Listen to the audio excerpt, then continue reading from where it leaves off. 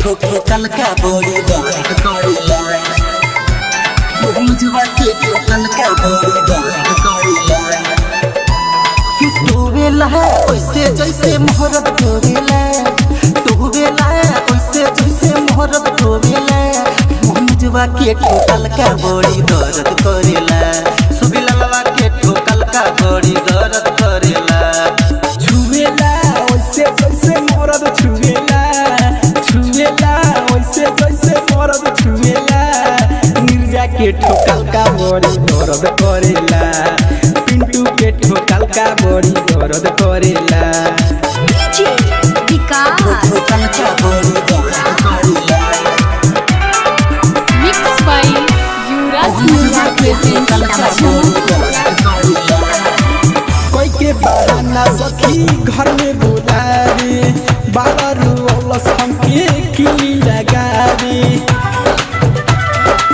कोई के बहाना सखी घर में बुलावे बड़ा दुलावे हमके किली लगावे धई के जुबान हमारे गोली लटकरे कोई के चोरा चोरी दिहलस ठोकरे कोई के जुरा जुरी दिहलस ठोकरे करेला जमन उबे परद करेला करेला जवान उबे परद करेला शिखर के ठोकल का बड़ी दर्द करेला मंजसवा के ठोकल का बड़ी दर्द करेला ठोकल का बड़ी दर्द करेला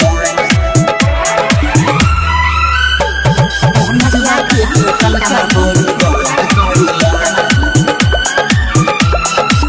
डीजे अजीत हमार मानी ना बात रे